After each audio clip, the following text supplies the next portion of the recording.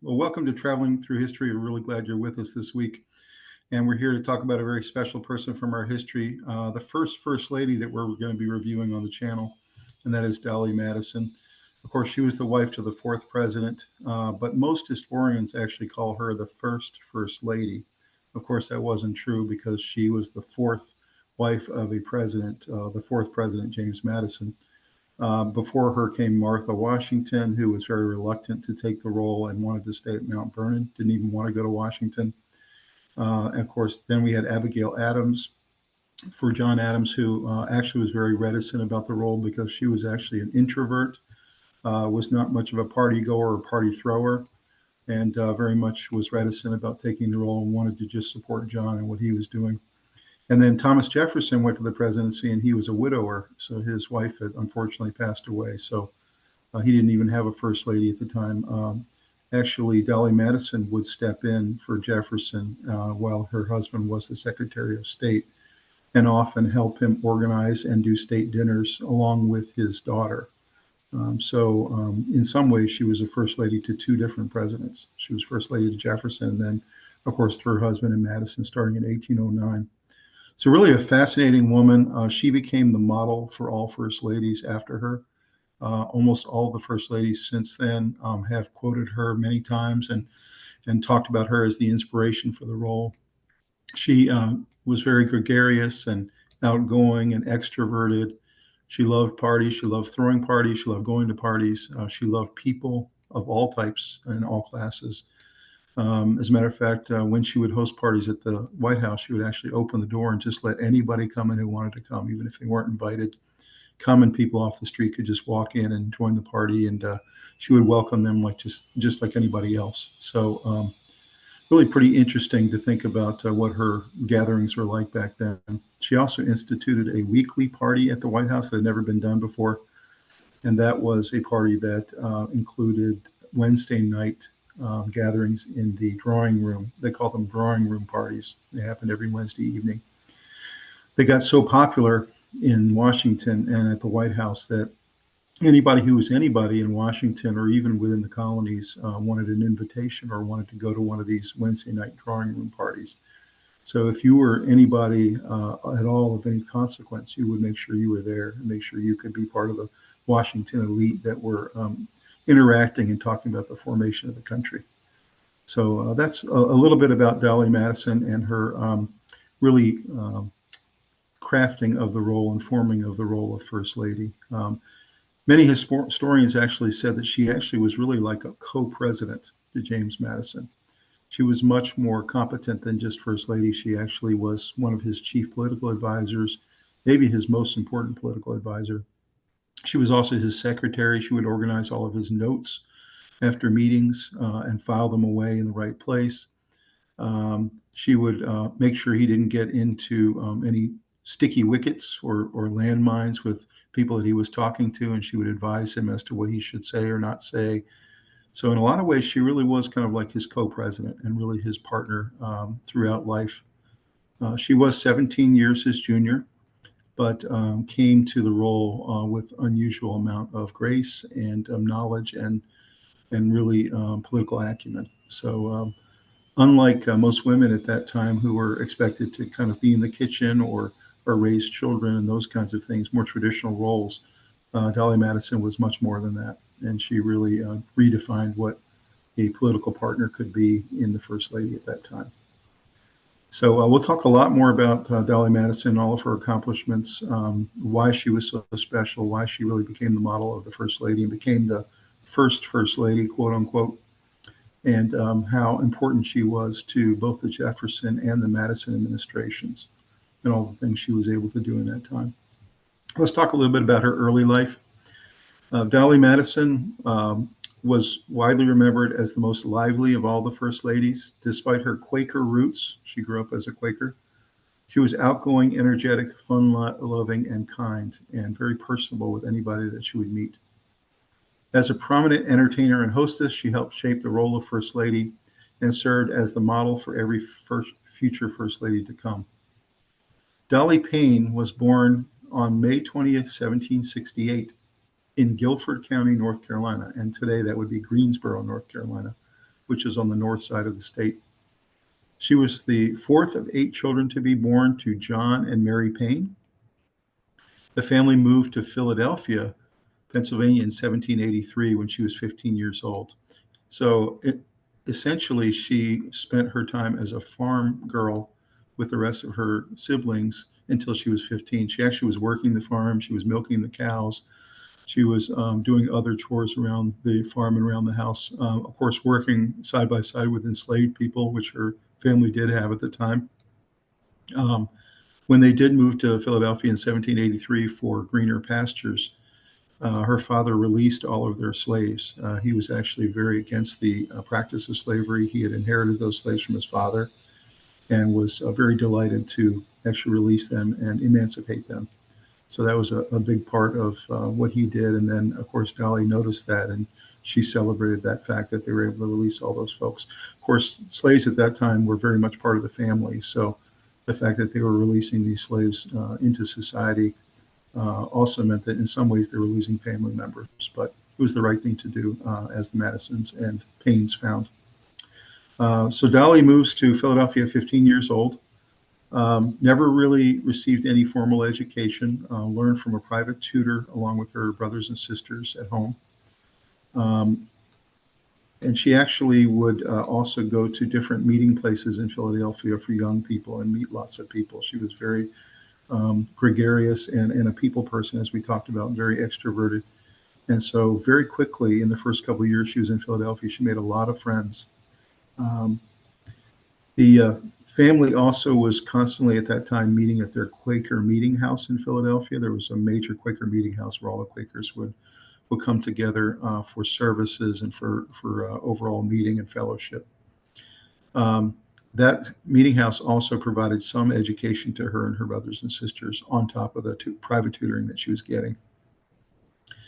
In 1790, she met a local lawyer, and she married him. His name was, she married a local lawyer, and his name was John Todd Jr. He was also a Quaker, so they met at a Quaker meeting. After they married, they moved into a small home with her husband's family. Together, they had 2 children, John Payne Todd, who was named after his father.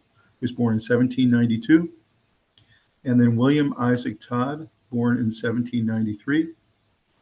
Tragically, in 1793, baby William, her husband, and her husband's family all died of yellow fever. There was a humongous yellow fever outbreak at that time, and she got unusually hit hard compared to most, with her husband and her younger son and her husband's family all dying of yellow fever. Pretty amazingly, 5,000 people died as part of this outbreak.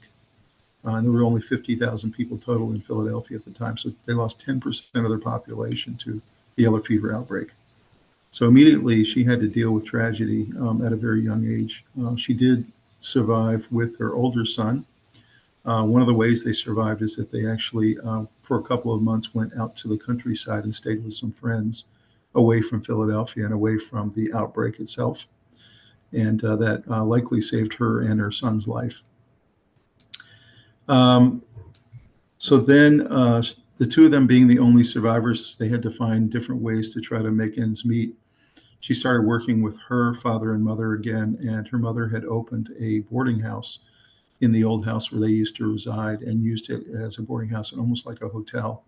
And Dolley started working there a little bit at the time. While she was working at that boarding house, she got to know Aaron Burr, who was visiting for some time and was actually renting a room in the boarding house. And got to know him, and actually he was quite smitten with Dolley and was kind of thinking about her as a possible romantic situation. He also then introduced her to James Madison, who was a 42-year-old congressman who was in town, has seating in Congress from Virginia. And he was 17 years older than Dolley, but they struck up an immediate friendship and an immediate romance. And really within a couple of weeks of meeting, he proposed to her. And they got married only 2 months after they met. So it was really kind of a whirlwind romance, and pretty amazing that she had found her second husband in such an interesting chance meeting through Aaron Burr. James Madison didn't have any children of his own, and immediately adopted her son, her older son, John, as his own, and would raise him along with Dolley the rest of their lives as their only son together. So living in Philadelphia gave both of them, especially Dolley, a chance to meet many important political figures when she was introduced to them by her husband, James, and also through different wives' clubs that were active at the time. And so she spent a lot of time cultivating those relationships and really getting to know both the wives and their important political husbands. She managed her household. She took care of her mother, who was getting older at the time. And eventually they decided to retire from Congress and did so back to their home in Montpelier, Virginia, which is down in Southwest Virginia. It's a beautiful home. This was a real difference for her because she had been a farm girl when she grew up, but she had now been out of that for 8 years, living in the city, and had really gotten used to city life. And at this time, moving to Montpelier, it was a really bit of a shock to her system, having to go back to the farm and plantation lifestyle. But she got used to that and made the best of it. Got to know many of the people in the surrounding plantations and started to cultivate those relationships as best she could.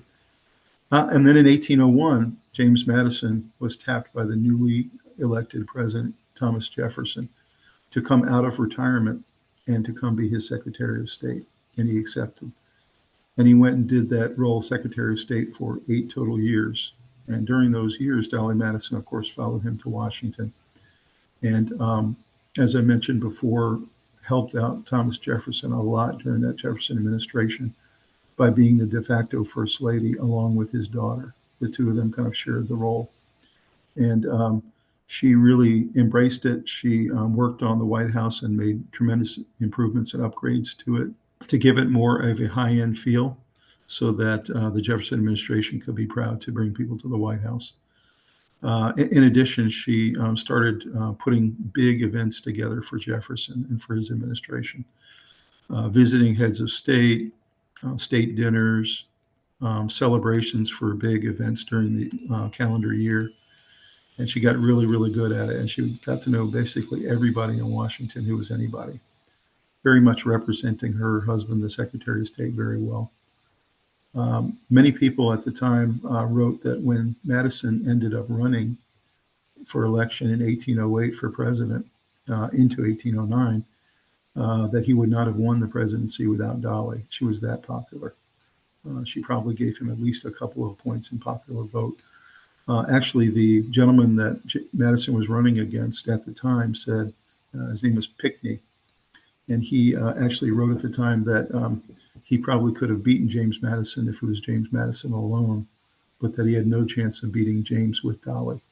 And that's very much how people were thinking at that time, is that she was that popular and she actually swung that election for her husband. So very interesting there. So then she ends up assuming the role of First Lady, 1809, brings a lot of the wonderful experience that she had had during the Jefferson administration to the table. And now she's free to kind of run the White House the way she wants to run it completely, and does that. As I said before, she was in many ways many more things than just a First Lady. She was chief political advisor. She was the president's secretary. She was, in a lot of ways, running the staff and choosing who the staff were going to be. So she was almost like the chief human resources administrator. She would very tactfully choose people to bring to the White House at the right time. If Madison was working on a particular bill with Congress, she would make sure that the really key votes that they needed would be invited to the White House along with their wives so that they could, party with them and talk them up and make sure that they understood the right way that they needed to vote. So she was very politically cunning and used those skills very much for James' benefit. In terms of what she was like, she was always had a great laugh, had a good sense of humor. As I said before, she could get along with anybody. She was an extrovert. He was the introvert. He liked to kind of stay in the background.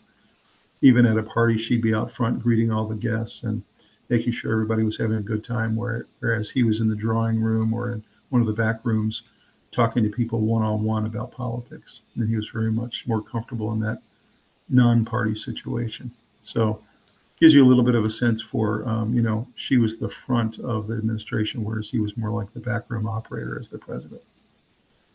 So a little bit about Dolley and her amazing impact on the role of First Lady, and really her very much co-partner with Madison. He really looked at her as a 50-50 partner to everything that he did. And that was really, really key to his success. So let's take a look at a short video about Dolley. I'll give you some more background. We'll come back on the other side and talk about it. On August 24, 1814, the British attacked Washington, D.C., setting fire to many public buildings and to a great symbol of the fragile republic, the President's house, what is today known as the White House. Marching from an earlier attack on Bladensburg only 5 miles away from the capital city, Admiral Cockburn and his British troops surrounded and pillaged the nation's capital during the ill-fated War of 1812. In the short time she had to escape capture by the British, one woman knew the importance of preserving the delicate nation's small history by saving many documents and historical artifacts, as well as having the famed Gilbert Stuart painting of George Washington removed from its frame before quickly evacuating the White House. That woman was the Presidentress, now referred to as First Lady Dolley Todd Madison. Her courageous actions to save a piece of the new nation's history became one of 3 key legacies Dolley Madison left to the people of America. As a skilled diplomat and hostess, Dolley established many American customs and legacies now utilized in today's politics, including learning to work through diverse issues in a bipartisan manner. She focused on American simplicity with traditional elegance that reflected the values of the new nation. Former First Lady Laura Bush stated, "Dolley's skills as hostess helped solidify our new nation's position as an independent, democratic power, equal in sophistication to European monarchies." Dolley Madison set the social standards for future First Ladies to follow, such as Eleanor Roosevelt and Jacqueline Kennedy. Dolley Madison was born in Guilford County, North Carolina, on May 20, 1768, to Quaker parents. While Dolley was a young teenager, her father emancipated their slaves in 1783 and moved the family to Philadelphia. The family experienced financial hardship, and in order to keep an income for the family, Dolley's mother transformed their home into a boarding house for federal government officials temporarily residing in the capital city of Philadelphia. In 1790, Dolley married lawyer John Todd and gave birth to first son, John Payne Todd, in 1792, and a year later to William Temple Todd, after losing both her husband and youngest son during the 1793 yellow fever epidemic. Dolley, at the age of 26, met and married 43-year-old James Madison, father of the Constitution and Bill of Rights. When Thomas Jefferson was elected the 3rd president of the nation, he chose James Madison to become his Secretary of State. Dolley was instantly placed in the national spotlight and performed the role as hostess for the White House for the widow Jefferson. In 1808, Madison was elected the nation's 4th president, and Dolley was ready and willing to fulfill the job as First Lady of the White House. She really is the first lady of Washington, D.C., but in Washington, D.C., it's very raw, it's very new, and so she has a kind of expansiveness. She's the first, and in a first place, at a first time, and that means you can set patterns. She's setting a pattern for what is a Republican government, and therefore what is a Republican social message. Everyone loved Dolley. There was something spectacular about the charming, beautiful woman who graced parties with the latest fashions from Paris. She set the style by popularizing the empire dress and made the head turban her trademark. Dolley greeted everyone with the same courtesy, whether the person was a farmer or a politician, a very ideal of a democracy. Dolley genuinely cared about people. Even Henry Clay, a prominent United States senator, commented, "Everybody loves Mrs. Madison," to which Dolley replied, "That's because Mrs. Madison loves everybody." Dolley hosted political gatherings called her Wednesday night drawing rooms, where statesmen and their families could talk about political issues under the attendance of their hostess, Mrs. Madison. Early Washington didn't have a lot of bureaucracy. Before Dolley's White House, there was no one place where all the members of government, let alone their families, could gather in one place. And so the early federal government was a very small, very weak, very shaky enterprise, and she helped bolster it.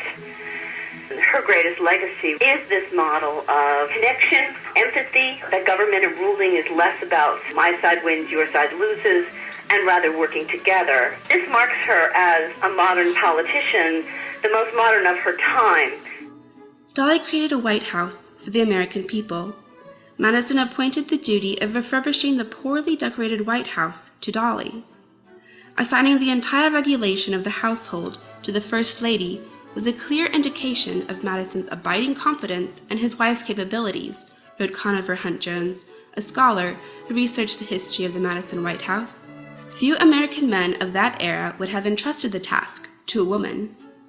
Dolley worked with White House architect Benjamin Henry Latrobe in furnishing the presidential residence with American-made furniture, paintings, sculptures, curtains, ceramics, and silverware that displayed American scenes and accomplishments to inspire patriotism and create a legacy for the young nation. Dolley lived in a world that did not know how to acknowledge the female power she had, and her fame was played off as a symbol of domesticity, sociability, and Americanness, the very hallmarks of femininity. Dolley's actions embodied patriotism. She became an icon by the late 1800s and a pop culture figure in the 20th century. Even today, cake, cigars, and ice cream bear her name. No greater act of devotion to her country could replace her courageous actions during the War of 1812, when Dolley stayed in Washington, D.C. until the very last possible moment, evacuating the White House and saving important American artifacts and the portrait of George Washington over the Madison's personal items and even her own life. Producing the letter years later to friend Margaret Bayard Smith, who wrote a biographical sketch on important people of the time, Dolley had been accused of possibly editing or improving the text to give a more visible patriotic account of the incident. Nevertheless, Dolley historians such as Holly Shulman state Dolley did save the famous portrait. After Madison's second term, the couple retired to their Virginia home, Montpelier, where they continued to receive visitors. As Madison's health declined, Dolley never left his side. She assisted him in editing his papers that he hoped would secure a future source of income for Dolley when he died, as well as serving as a historical record for future generations.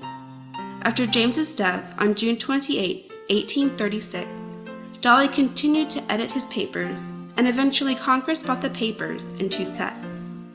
Unable to keep Montpelier because of her son's excessive gambling and drinking debts, Dolley had to sell the mansion in addition to her slaves. She grew up with slaves, and then her father emancipated them. And then she didn't have slaves, and they became poorer. And I think she wanted to marry a Virginian the second time round. I think she liked having slaves. But at the same time, they were both a symbol of status and an actual possession of wealth, and they made your life a whole lot easier. And they were part of her life. That's how she grew up. I don't think she ever questioned seriously the institution of slavery. I don't care how much James Madison questioned it. When she sold Montpelier and she went to Washington, D.C. in 1844, she brought some of her slaves with her.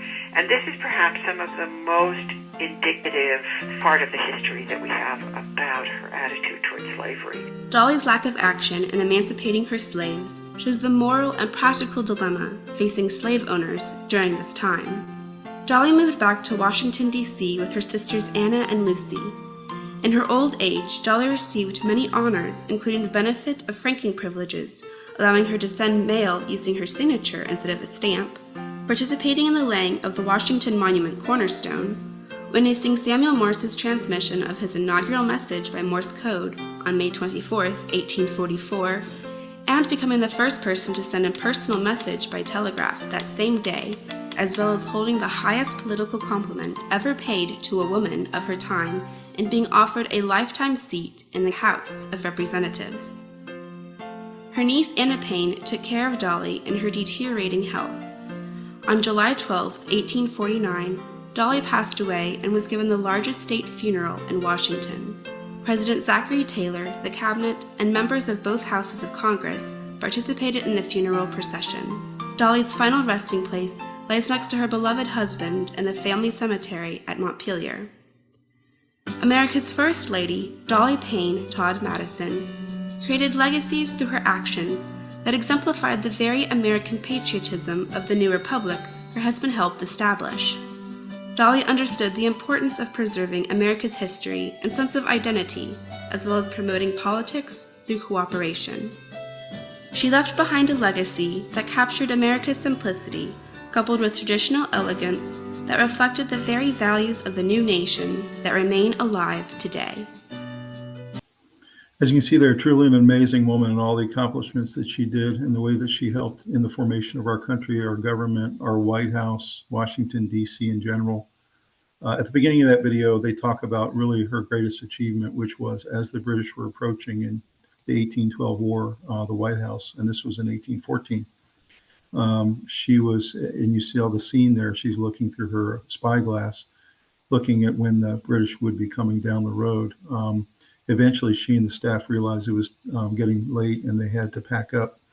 So she had to make some really tough choices about what she was going to load into the different horse-drawn carriages that were waiting outside with her staff.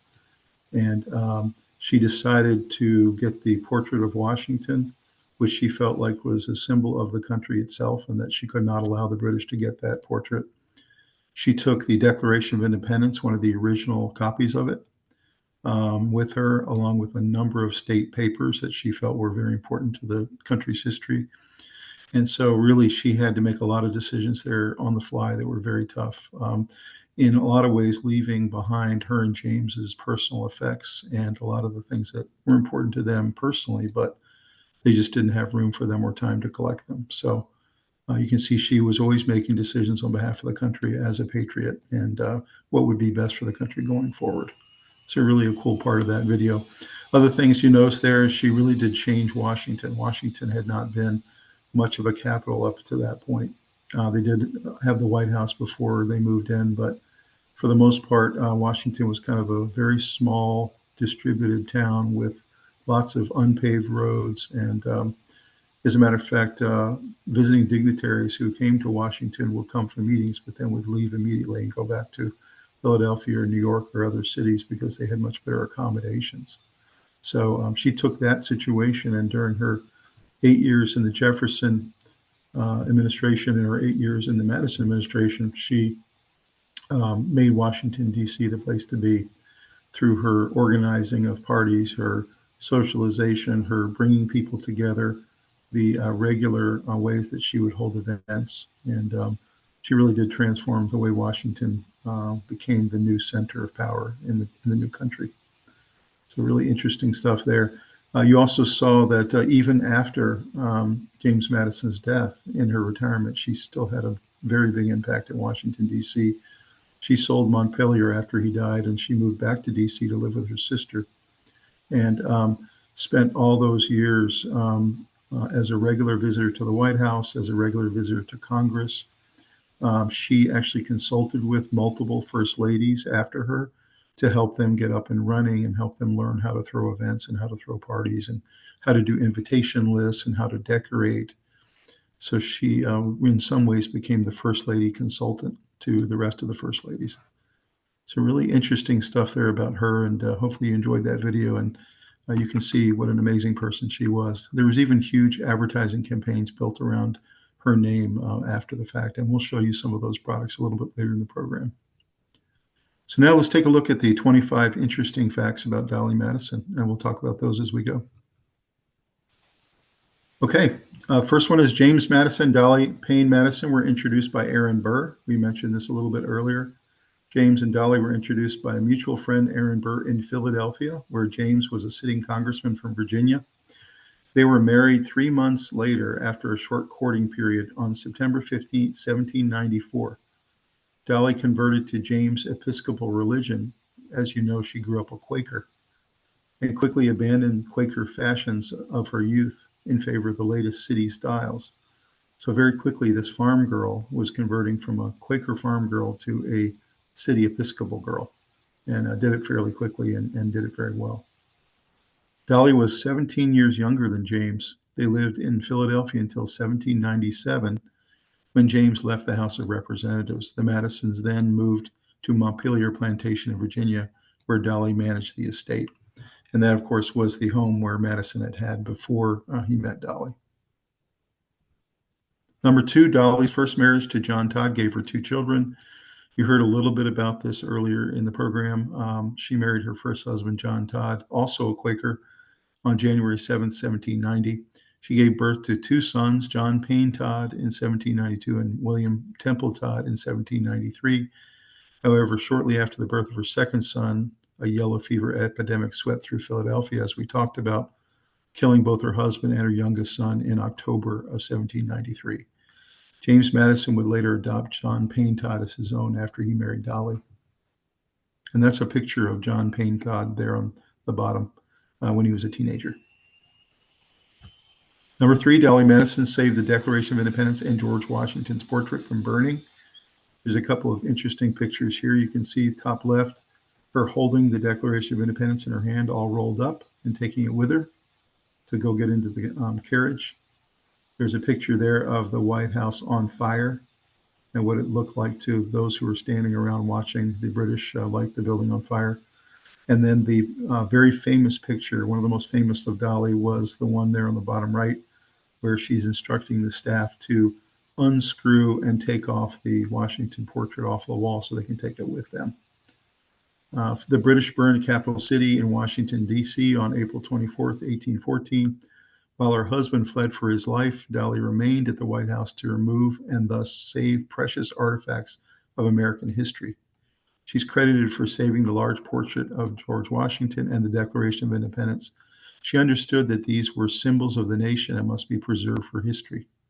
Her staff loaded both artifacts and several other important items onto a horse-drawn carriage and then took them away only hours before the British arrived. Number 4, Dolley Madison was the first lady to 2 presidents. We kind of alluded to this earlier. She served as the unofficial first lady to President Thomas Jefferson, a widower at the time during his administration, while her husband James Madison served in Jefferson's cabinet as Secretary of State before becoming president himself. We also mentioned that when she was serving as unofficial first lady to President Thomas Jefferson, there were also times when Jefferson's daughter also served in that capacity, so they kind of shared the role. When James Madison became president, Dolley was already a well-known host and socialite in Washington, D.C. circles, and was versed at holding large events at the White House. Getting an invitation to one of Dolley's social gatherings and official parties was the hottest ticket in America. All the wealthy and connected angled to get such an invitation. Dolley is considered as America's first lady. And you can see a very famous picture of her in one of her gowns.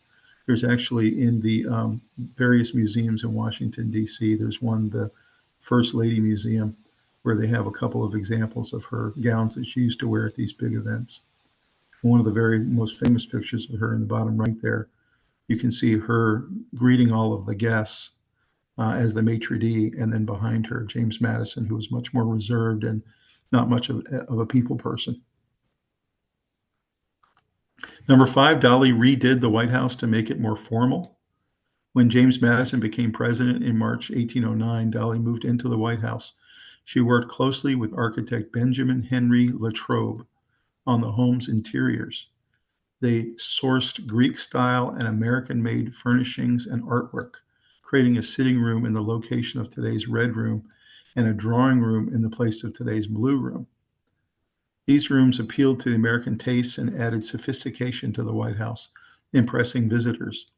Renowned for her social skills, Dolley excelled as White House hostess, presiding over dinners and social events in her famous Wednesday evening drawing rooms. And you heard a mention of that in the video that we just heard. Those Wednesday evening affairs were the very, very sought after by DC residents. Dolley's social events helped build early Washington society while allowing her to wield considerable political influence. Dolley was much more politically savvy than people had given her credit for, and would often invite congressmen and senators and their wives at strategic times when James could lobby them for policies in his favor. And you see a couple of the amazing rooms that she worked on while she was First Lady there in the picture to the top left and bottom left. She had really an amazing flair for the way she decorated. Number 6, Dolley continued to host White House events after the White House was burned down by the British. So when British forces invaded Washington and burned the White House on August 24th, 1814, Dolley was forced to flee with her staff. Following the burning, the Madisons moved first to nearby Octagon House, and then later the 7 buildings at the intersection of 19th and Pennsylvania Avenue. And you see a picture there on the top right is the Octagon House. You can actually tour that anytime. There's a museum there, and it's a very fascinating visit. If you ever have some time, go to the Octagon House. I would highly recommend it. Dolley continued to host social events at the Octagon House and at the 7 buildings events. Her staff from the White House followed to these locations and continued to put on large gatherings without a hitch. So they really just kind of moved a couple blocks away and continued to do what they were doing. Number 7, she had financial troubles after James Madison's death. She had financial troubles after James Madison's death, number 7. Following James' death in 1836, Dolley faced significant financial difficulties due to the Panic of 1837, her son's spending and gambling debts, and her lifestyle choices. As a result, she ultimately sold her husband's political papers to Congress. She sold the Montpelier plantation and other assets that she could find. Dolley returned to Washington in 1837 after having sold all those assets and lived with her sister Anna Payne Coots in the former home on Lafayette Square. She died on July 12, 1849, at the age of 81, and her funeral was held at St. John's Episcopal Church. And you can see a picture of herself and James right before James died in the top right up there. And then the bottom right was the home that's on Lafayette Square that she lived in her last 10 years of her life with her sister. Number 8, as official White House host, Dolley was keenly aware of the image she wanted to portray. As hostess, Dolley Madison carefully balanced 2 competing traditions in the new nation: the democratic emphasis on equal treatment and the elitist notion that the president's house was the province of the privileged few. And she really worked hard on trying to balance those 2 very important interests. At weekly receptions, she opened the doors to virtually anyone who wanted to come to the people's house, and then moved among the guests, greeting all with charming ease. In her stylish turbans and imported clothes, she became enormously popular and much imitated as the first fashion icon of the new country. So you can imagine people were so enamored with her. They wanted to dress like her. They wanted to be near her. They wanted to get to know her. Some of them even called her the first queen of the country. They really treated her like she was a queen or like a co-president. Although most Americans approved, she did have her critics, including Elijah Mills, a senator from Massachusetts, who complained that she mixed all classes of people, greasy boots and silk stockings. So, you can't calm all the haters. And in this case, you had somebody who didn't like to mix with the common people. 9, Dolley was a shrewd operator and James Madison's best political asset. And I think there's no question about that. We talked about earlier how good she was at making sure she set James up to talk to the right people at the right time. In addition, as we mentioned in 1808 and 1809, he wouldn't have won the presidency without her.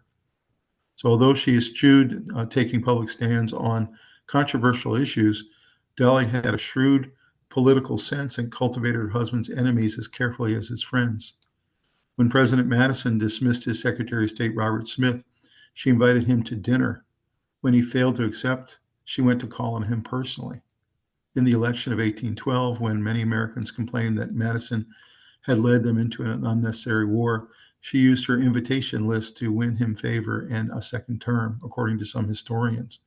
She insisted on visiting the household of every new representative or senator, a task that proved very time-consuming as the nation grew and the number of congressmen increased. Since many representatives chose to bring their families to Washington, dozens of households expected a call from the president's wife. So what a cool tradition back then. Every time a new congressman or senator would come to town, she would go calling on them to make sure that she knew who they were and they knew who she was. Number 10, Dolley's son, John Payne Todd, was a gambler and caused headaches for her and James Madison. See a picture there on the bottom right. That's John Payne Todd when he was all grown up. Earlier, we had shown a picture of him as a boy. Dolley Madison enjoyed a happy marriage. Different as she and her husband were in personality, they doted on each other throughout their lives. However, her relationship with her son, John Payne Todd, was a different matter. He spent money recklessly and gambled away several fortunes over his lifetime. He expected his mother to cover his debts and losses.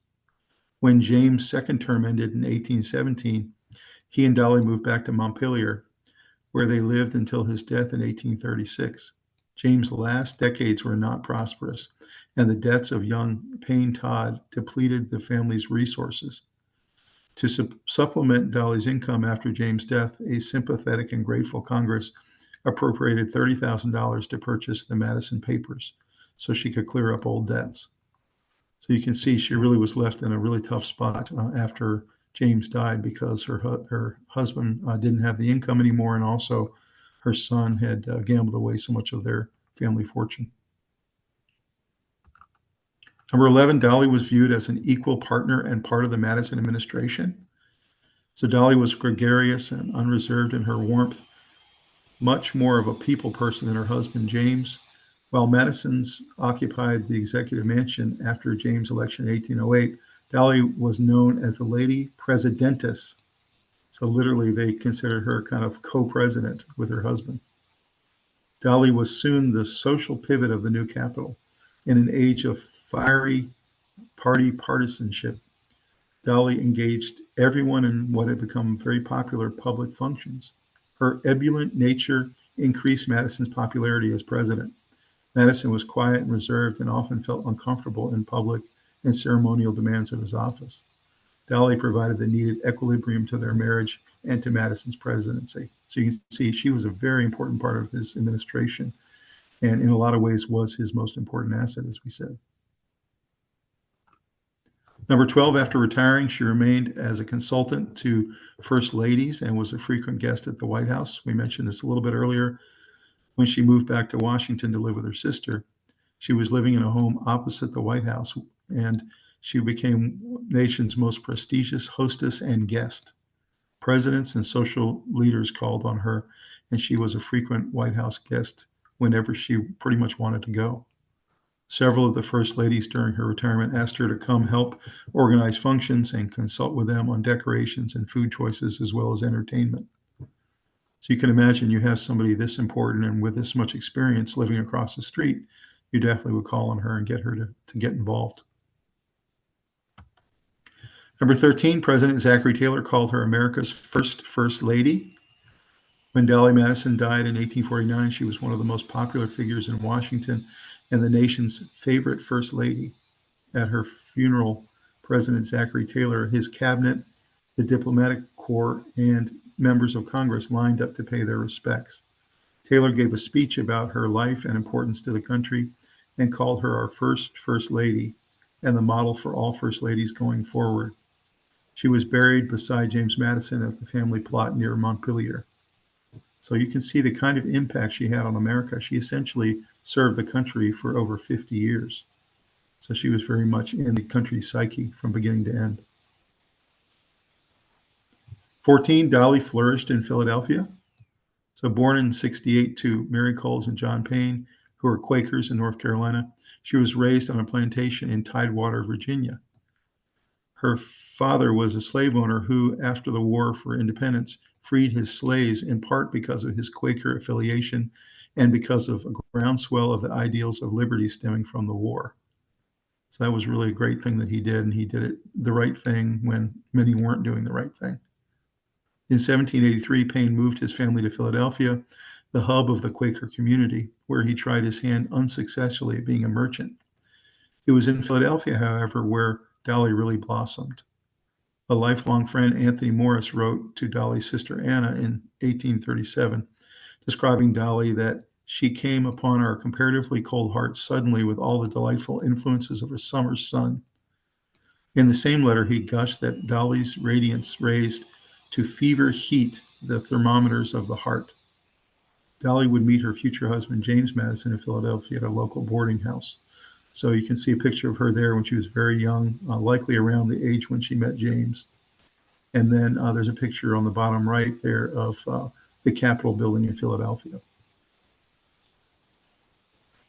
Number 15, Dolley wrote her sister about the importance of the removal of George Washington's portrait from the White House before it burned. In a letter to her sister, she recalled the iconic moment. Our kind friend, Mr. Carroll, has come to hasten my departure, and in a very bad humor with me because I insist on waiting until the large picture of George Washington is secure, and it requires to be unscrewed from the wall. The process was found too tedious for these perilous moments. I have ordered the frame to be broken and the canvas taken out. It is done, and the precious portrait placed in the hands of two gentlemen from New York for safekeeping. On handing the canvas to the gentleman in question, Barker and De Peyster, Mr. Susset cautioned them against rolling it up, saying that it would destroy the portrait. He was moved to this because Mr. Barker started to roll it up for greater convenience for carrying. Rather than risk cracking the paint, it was gingerly moved flat to the horse-drawn carriage. So you can see how amazing it was that she was saving this portrait from the very beginning, and then also the kind of treatment that they gave it in respect. Number 16, Dolley had a difficult time leaving Washington, D.C. Keeping with the tradition of serving 2 terms in office, Madison relinquished the presidency to his former Secretary of State, James Monroe, who was elected to the office in 1816. The Madisons then returned to Montpelier. Dolley continued to find life in Orange County, Virginia, stifling, though she did enjoy entertaining the Marquis de Lafayette during this triumphant American tour in 1824. James, who had been plagued all his life with physical infirmities, most notably rheumatism, declined in health after returning to Montpelier. With each passing year, he became increasingly frail, depending on Dolley to minister to his physical needs. After James died in June 1836, Dolley remained at Montpelier for only 1 more year before returning to live in Washington, D.C. with her sister Anna Payne until her death in 1849. And, she really never got used to farm life again, even though she had grown up as a farm girl. She had very much become a city girl and loved Washington, D.C. and everything about it. And so as you see in her retirement, she returned to D.C. where she had made her name for herself. Number 17, Dolley survived the yellow fever outbreak in Philadelphia in 1793. You can see a picture on the top left there of what a lot of people were dealing with. Very sick people, trying to get them to hospitals, trying to find ways to save their lives. In 1789, John Payne's business had failed. He was unable to pay his debts, and his Quaker group expelled him. Mary Payne opened a boarding house to support her family. Amidst this family upheaval, Dolley met her first husband, John Todd, a young Quaker lawyer, and married him in 1790. They soon had 2 children, John Payne and William Temple. In 1792, her father died, and a year after that, the yellow fever epidemic struck Philadelphia and killed her younger son, William. Contemporary accounts of the epidemic were horrifying. No one understood the disease, and everyone feared it. Children were orphaned, families perished, adults fled their spouse and kin. In the fall of 1793, Dolley Payne Todd moved to a countryside resort outside of Philadelphia, but her husband remained in the city to care for his parents in his law practice. First, his parents died, and then he too perished. On October 14th, Dolley was left a widow with no father and no father-in-law to help care for her or her child. It's a really unbelievable tragedy that she had to go through there with the yellow fever outbreak in Philadelphia. 18, Dolley and James started their married life in Philadelphia political and social circles. The Madisons rented a spacious, comfortable 3-story house in Philadelphia after they got wed. And you can see the picture on the top left there of the 3-story house that they rented at the time. Her mother moved in with her sister Lucy, who had wed the nephew of George Washington, a young man named George Steptoe Washington, and brought with her the 2 youngest Payne children, Mary and John Coles. Dolley took into her household her sister Anna, and the new family unit consisted of Dolley, James, Anna, and Dolley's toddler son, John Payne Todd. It was in these years that Dolley first began to experience political society and learn about national politics. She socialized within the world of diplomats, congressmen, and government leaders. She and her friends gossiped about politics and politicians, and she experimented with the bitterness of partisan dispute as President Washington's government fell out over Alexander Hamilton's plans for assumption and funding of the national debt, and then quarreled over the Jay Treaty. So you can see all the political divisions and things that were happening in our new country back then. And she was really kind of in the middle of all of it. And she was understanding it, and she was becoming a political person. 19, Washington, D.C. was an unpleasant place to live during the Jefferson administration. In 1801, Dolley was 33 years old and gracious, attractive, gregarious, warm, and charming. She arrived in a city that was newborn and still awkward, ugly, filled with poverty. It was a difficult place to live in for many of those accustomed to the grace and charm of a major city such as Philadelphia or London. Often hard to traverse, its streets were sometimes blocked by potholes and were frequently filled with dust or mud. It was more a town than a city, with a population in 1801 of only around 3,000 people. Many of the European diplomats sent to the United States remained in Philadelphia rather than brave the discomfort of Washington. Congressmen more often than not lived as bachelors in boarding houses, returning home to their wives and families as soon as congressional sessions ended. Washington was also a city torn by partisan strife. Dolley was determined to change the culture of the city, and she, more than anyone else in the history, did just that.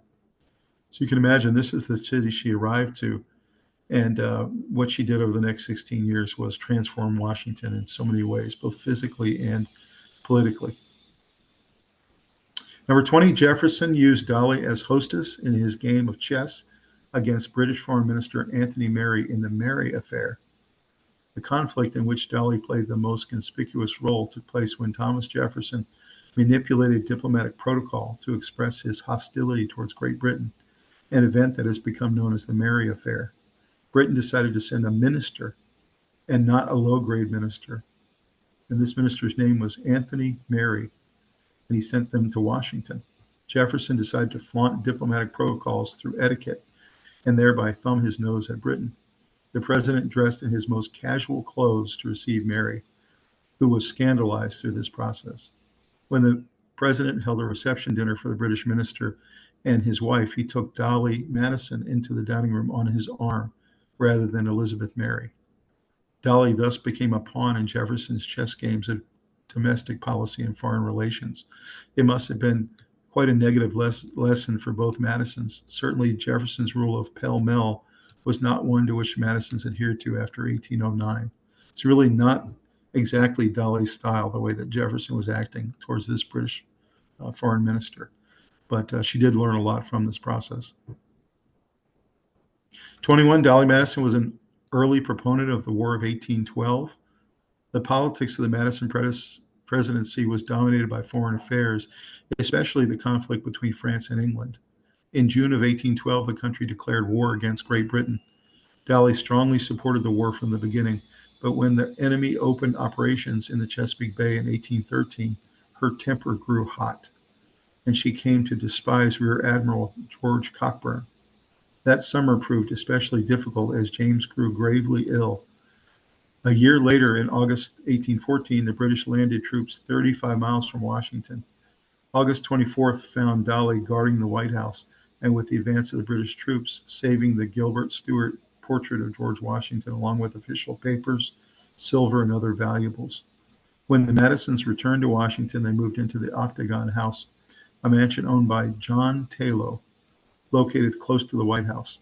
And with the nation, they soon rejoiced in the end of the war. So you can see she was very much a patriot. She was very much for this war.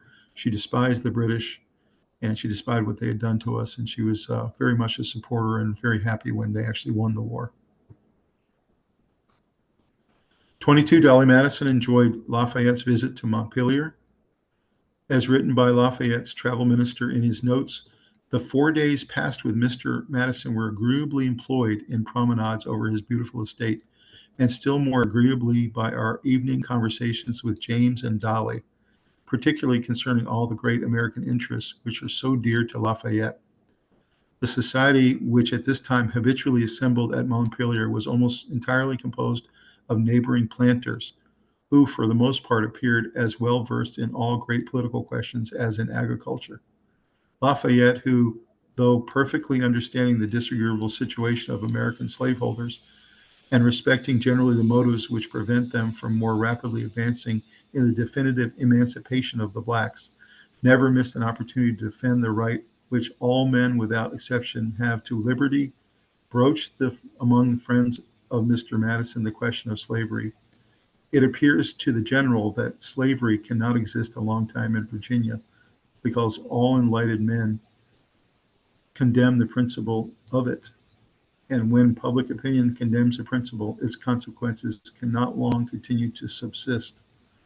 You see a picture there of Lafayette on the right, and this must have been a very impactful visit that he made to Montpelier to see James and Dolley, with all the conversations you can imagine they had over those 4 days, especially around politics and slavery and all the many questions that we had as a young country. It must have been very interesting. Wish I was a fly on the wall for that one. 23, settling James Madison's will proved to be a very lengthy and difficult task. Dolley Madison spent much of her first 2 years as a widow, locating her husband's nieces and nephews or their living children in order to fulfill the terms of James' will. By 1836, many of them were now living somewhere west of the original 13 colonies. In some cases, Dolley and her Orange County neighbors and relatives had lost all contact with those who had moved. They had to discover who was dead and who was alive. Widowed, Dolley Madison found herself faced with the task of finding and paying for the legacies James Madison had bequeathed a variety of institutions, including the American Colonialization Society, Princeton University, the University of Virginia, and Madison College. These gifts totaled $12,000. In addition, she had to fulfill his bequest to his nieces and nephews or their surviving children.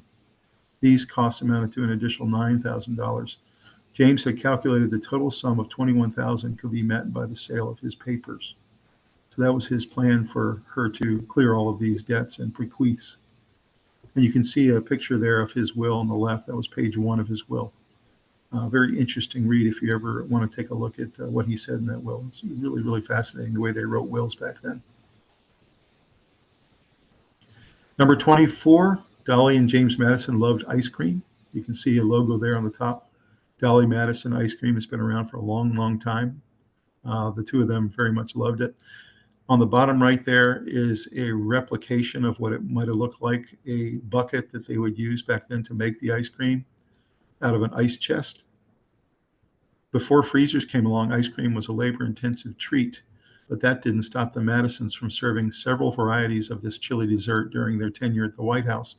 They made ice cream a regular dessert on the weekly menu. They took over the practice from Thomas Jefferson, who had introduced ice cream to the American public. Apparently, the First Lady's favorite flavor was oyster. James' favorite flavor was the same as Jefferson's, vanilla. So very interesting there. I wonder what oyster tastes like. Maybe I have to try that sometime. 25, Dolley Madison became a national brand. Dolley Madison's name and image began appearing on manufactured goods in the 1880s. American industry was entering an era of mass production, producing more and more standardized products for the table and the home. And with that surge of manufacturing came a need for effective advertising, as well as what we today call branding. The recent Centennial Exposition had revitalized interest in colonial style. America was starting to see an influx of immigrants from Europe, and it was hungry to preserve or to create its own identity.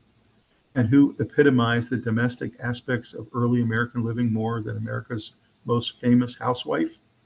The new Dolley.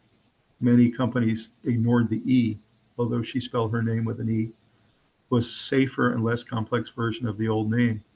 She appeared on china plates, in doll form, on cigar wrappers, cakes, ice cream, dairy products, wine, silver, dinnerware patterns, bedspreads, stockings, hats, and even watches.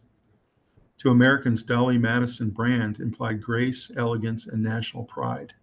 And you can see some of the brands there on the right, some of the older brands, and then some of the brands that are still here today with her name on it.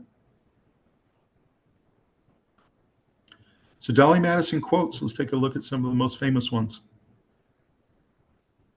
The first one is, this was her most famous quote of all, "It is one of my sources of happiness never to desire a knowledge of other people's business." And she really felt that way. She felt like you should be kind to everyone, friendly to everyone, and not get into their business. Their business was private and in their business for a reason. You may imagine me the very shadow of my husband, and very much so. I mean, as we talked about earlier, some people looked at this as a co-presidency between James and Dolley, the two of them sharing the presidency role. They looked at her as his best asset, his number one partner. And so this really was very true. She was his shadow indeed. I would rather fight with my hands than my tongue. Very interesting thought there, that essentially you shouldn't talk about it. If you're going to talk about it, then do it. Have action. There is a secret. It is that we have all a great hand in the formation of our own destiny. I really like that quote. Essentially, she's saying, if you want to do it yourself. You have the ultimate say of your own destiny. At this late hour, a wagon has been procured, and I have it filled with a plate and the most valuable portable articles belonging to the house. So this is a quote from some of her letters that came after the White House burning that she sent to her sister and friends. You can see she had done the best she could to load as much as she could into the horse-drawn carriages. Here's another quote from that same time. I'm accordingly ready. I have pressed as many cabinet papers into trunks as to fill one carriage. Our private property must be sacrificed, as it is impossible to procure wagons for its transportation. It's really interesting to hear quotes from some of the letters that she was writing right after that very traumatic situation, but of course the event she was the most famous for. Well, hopefully you enjoyed the 25 interesting facts in her quotations about Dolley Madison. She really was an amazing woman. Our first lady. She shaped the overall role of first lady. She was her husband's most important political ally. In some ways was the co-president at that time. She completely revolutionized and changed Washington, D.C. from what it was before to what it was after the age of Dolley. And I really encourage you to dig some more into her past and into her accomplishments, and to learn more about this amazing woman who helped shape our country. If there was anything called founding mothers, like the founding fathers, she would definitely be probably the first of the founding mothers. So really an interesting and amazing person. And I want to thank you very much for listening to the program tonight. Please like the video. Please subscribe to the channel, and we have many more great videos coming your way. And please drop us a comment down below at maybe another figure in history or event in history you'd like us to do a video on.